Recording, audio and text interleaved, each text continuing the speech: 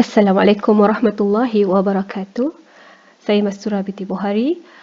Pada hari ini akan membentangkan kajian saya bertajuk Kesahan dan Kebolehpercayaan Instrumen Kecerdasan Emosi Guru berdasarkan Surah Yusuf melalui aplikasi model pengukuran Rush. Okey, sebagai latar belakang kajian, aspek kecerdasan emosi guru semakin mendapat perhatian dalam kajian masa kini berikutan masalah kesihatan mental yang menunjukkan peningkatan serius tahun demi tahun. World Bank menjangkakan pada tahun 2020 sebanyak 340 juta daripada populasi dunia akan mengalami masalah kemurungan.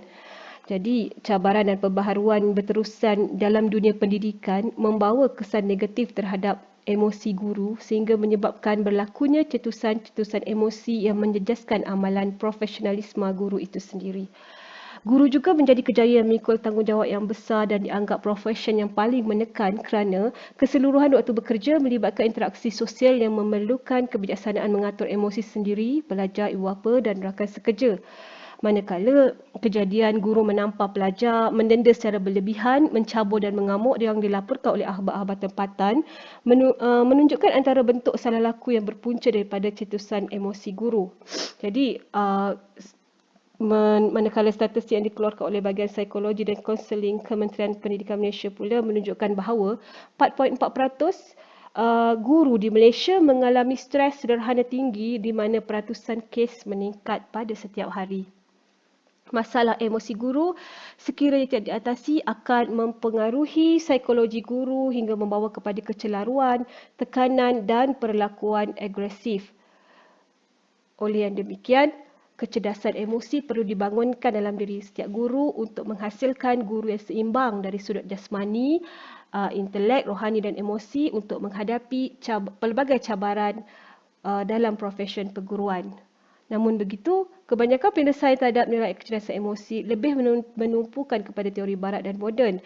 Berdasarkan literatur, pekaji mendapati telah terdapat beberapa alat ukur dibina oleh sarjana terdahulu untuk mengukur tahap kecerdasan emosi seseorang. Antaranya Emotional Competency Inventory, Bar-on Emotional Quotient Inventory dan Trait Emotional Intelligence Questionnaire. Malangnya, penggunaan inventory kecerdasan emosi berorientasikan Islam masih terhad dan belum dibangunkan oleh golongan profesional. Okey, jadi untuk itu, satu instrumen kecerdasan emosi berdasarkan Surah Yusuf telah dibina oleh pekaji bagi mengisi kelompangan terhadap kajian berkaitan kecerdasan emosi dari sudut Islam. Berdasarkan teori Tazkiyah Al-Nafs oleh Al-Ghazali, instrumen dibangunkan berpandukan 4 aspek utama iaitu akidah, ibadah, muamalah dan akhlak yang terdapat di dalam Surah Yusuf. Di samping itu, melihat kepada kepentingan, kesahan dan kebolehpercayaan bagi mendapatkan data yang tekal, pendekatan model pengukuran Rush yang menumpukan kepada nilai kebolehpercayaan item dan individu diguna pakai dalam kajian ini bagi menentukan tahap kesahan dan kebolehpercayaan instrumen kecerdasan emosi guru berdasarkan Surah Yusuf. Okey, jadi terdapat 4 konstruk kecerdasan emosi guru berdasarkan Surah Yusuf yang difokuskan untuk membina instrumen kajian iaitu akidah, ibadah, muamalah dan akhlak. Jadi objektif kajian ini adalah menganalisis kesahan dan kebolehpercayaan instrumen kecerdasan emosi guru berdasarkan Surah Yusuf. Metodologi kajian. Instrumen kajian ini dibina oleh pengkaji berdasarkan analisis kandungan Surah Yusuf yang dilakukan secara didaktif dan tematik dengan merujuk kepada pentafsiran ulama-ulama tafsir daripada beberapa aliran zaman iaitu klasik, pertengahan dan kontemporari bagi menghuraikan perbahasan ayat-ayat yang berkaitan dengan elemen-elemen kecerdasan emosi berdasarkan Surah Yusuf yang dikaji. Jadi, melalui 4 konstruk utama yang tadi dikenal pasti tadi, sebanyak 23 subkonstruk pula ditemui berdasarkan penelitian terhadap elemen-elemen kecerdasan emosi di dalam Surah Yusuf. Daripada 23 subkonstruk, 110 item kecerdasan emosi guru telah pun dibina, kemudian telah pun dapat diperolehi kesahan kandungan dan kesahan daripada sudut bahasa oleh pakar-pakar. Setelah itu diedarkan kepada guru-guru beragama Islam yang mengajar di sekolah menengah dalam daerah Kota Tinggi Johor sebagai kajian rintis bagi mendapatkan kesahan dan kebolehpercayaan instrumen kajian. Data kajian diperolehi dianalisis menggunakan pendekatan model pengukuran Rush melalui aplikasi WinStep 3.73. Okey, jadi analisis data. Model pengukuran rush yang digunakan dalam analisis data kajian rintis ini memeriksa kesahan dan kebolehpercayaan instrumen berdasarkan 4 analisis utama, iaitu yang pertama nilai Cronbach alpha dan juga meneliti indeks kebolehpercayaan dan indeks pengasingan item dan individu. Okay, yang kedua melalui kesesuaian item iaitu item fit. Yang ketiga, kekutuban item berdasarkan nilai point measure correlation, dan yang keempat, berdasarkan analisis terhadap nilai korelasi residual terpiawai. Okey, bagi analisis pertama iaitu kebolehpercayaan item dan responden, kesahan dan kebolehpercayaan instrumen amat penting bagi mempertahankan kejituan item soal cerdik daripada kecacatan. Jadi, perolehan nilai skor Cronbach alpha sebagai alat pengukuran yang dapat digunakan untuk menjelaskan kebolehpercayaan instrumen kajian dan dilihat sebagai ukuran kebolehpercayaan yang paling tepat ketika menggunakan skala Likert. Jadi, item yang memperolehi nilai alpha 0.7 dan ke atas adalah boleh diterima dan digunakan dalam kajian sebenar mengikut pandangan Bond and Fogg 2015. Jadi bagi kajian ini, nilai Cronbach alpha bagi item kajian adalah sebanyak 0.99 sekaligus telah pun melepasi daripada nilai 0.7 yang telah ditetapkan. Kemudian penelitian terhadap item reliability menunjukkan kepada angka 0.91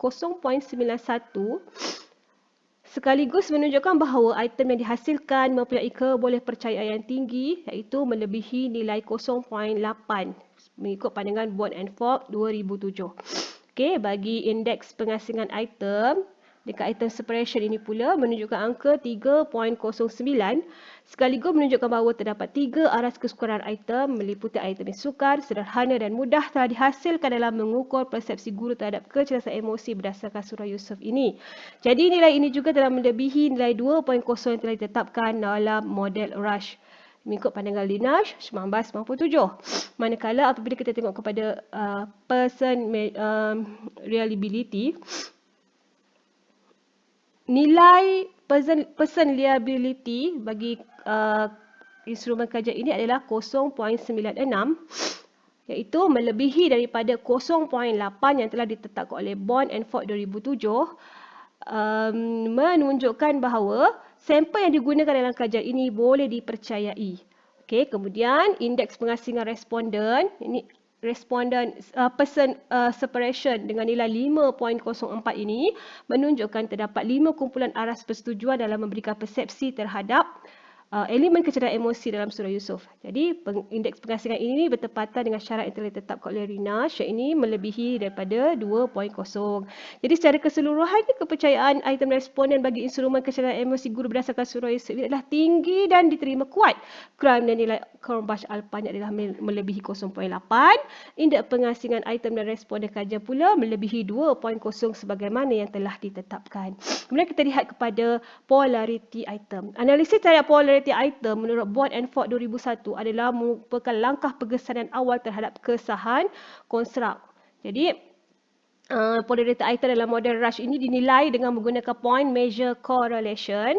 Ini menurut Bond and Fogg 2007 menetapkan bahawa nilai negatif ataupun nilai sifar pada nilai point measure correlation adalah petunjuk bahawa respon pada item atau responden mempunyai jalinan yang bercanggah dengan konstruk. Ia juga menunjukkan bahawa item tidak bergerak selari dengan item yang lain bagi mengukur konstruk. Jadi, syarat yang ditetapkan oleh Linash 2010 adalah item-item yang terdapat dalam point measure correlation itu mestilah tidak bernilai negatif. Tidak bernilai sifar dan tidak bernilai negatif. Jadi item-item dalam kajian ini tidak ada satu item pun yang mencatatkan polarity yang negatif dan tidak ada yang bernilai sifar. Okey, jadi itulah menepati syarat polarity item yang telah ditetapkan. Seterusnya kita lihat kepada kesepadan item, ini item fit. Pentingnya melakukan pemeriksaan terhadap kesebenaran item ini adalah bagi menentukan kesesuaian item yang dibina untuk mengukur suatu konsep yang telah ditetapkan. Linash dan Bond and Fogg meletakkan nilai 0.5 hingga 1.5 bagi menunjukkan pengukuran yang baik dan produktif. Jadi nilai yang terkeluar daripada jurat 0.5 hingga 1.5 menunjukkan bahawa item itu sama ada terlalu mudah dijangka ataupun item itu mengelirukan. Jadi kaedah item itu perlu diberi perhatian untuk dibaiki ataupun digugurkan. Jadi bagi kajian ini, daripada 110 item yang telah diuji, sebanyak 23 item tidak menepati syarat yang telah ditetapkan ini melebihi daripada 0.5 hingga 1.5. Setelah diadakan ujian demi ujian, maka sebanyak 7 item saja daripada 23 item itu yang digugurkan kerana melepasi daripada julat piawaian MNSQ yang ditetapkan iaitu antara 0.5 hingga 1.5. Seterusnya, analisis keempat adalah nilai korelasi residual terpiawai.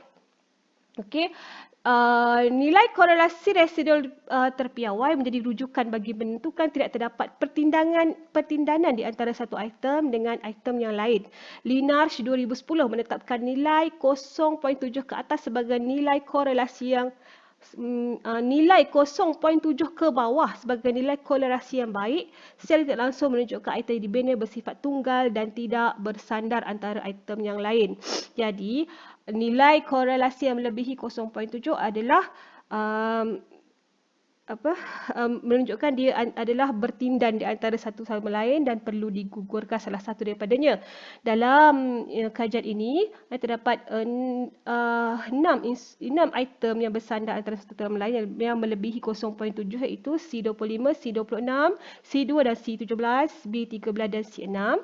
Okey, jadi hasil daripada analisis mendapati terdapat 2 item saja iaitu C2 dan C25 dan C17 telah digugurkan kerana melebihi daripada nilai outfit MNSQ ditetapkan, manakala item B13 dan C6 dikekalkan dan masih boleh diperbaiki. Okey. Jadi jumlah item yang kekal yang digugurkan bagi soal selidik ini adalah sebanyak 9 item daripada 110 item, di mana 3 item digugurkan daripada konstruk akidah, 2 item daripada ibadah, 4 item daripada konstruk muamalah dan tiada item yang digugurkan daripada konstruk akhlak, menjadikan item yang diteruskan untuk kajian sebenar adalah sebanyak 101 item. Di sebagai kesimpulannya, berdasarkan analisis terhadap kesahan dan kebolehpercayaan instrumen kecerdasan emosi guru berdasarkan Suraya Yusof ini didapati bahawa item-item dalam instrumen ini memiliki ciri-ciri ujian yang baik dari sudut kesahan, kebolehpercayaan dan kepenggunaan serta dipercayai boleh diguna pakai bagi kajian berkaitan kecerdasan emosi guru berdasarkan nilai kerohanian oleh pengkaji akan datang. Item-item akidah, ibadah, muamalah dan akhlak yang dibina mempunyai kesahan dan kebolehpercayaan yang baik sebagai konstruk kecerdasan emosi guru berdasarkan Suraya Yusof. Jadi, kebolehpercayaan item dan individu yang tinggi sekaligus membuktikan item-item yang terdapat dalam instrumen ini adalah sah dan boleh dipercayai. Jadi, walau bagaimanapun, kajian ini hanyalah melibatkan kepada 70 orang guru beragama Islam yang diterima daripada sebuah daerah dalam negeri Johor saja. Oleh demikian, dicadangkan agar kajian lanjut dilakukan dengan menambah bilangan sampel menggunakan pakai populasi yang lebih besar, manakala pendekatan permodelan persamaan struktur ini SAM boleh digunakan pakai bagi menguji kesahan konstruk dan menghasilkan kerangka model kajian. Jadi, sampai di sini saja kajian saya untuk kali ini. Assalamualaikum warahmatullahi wabarakatuh.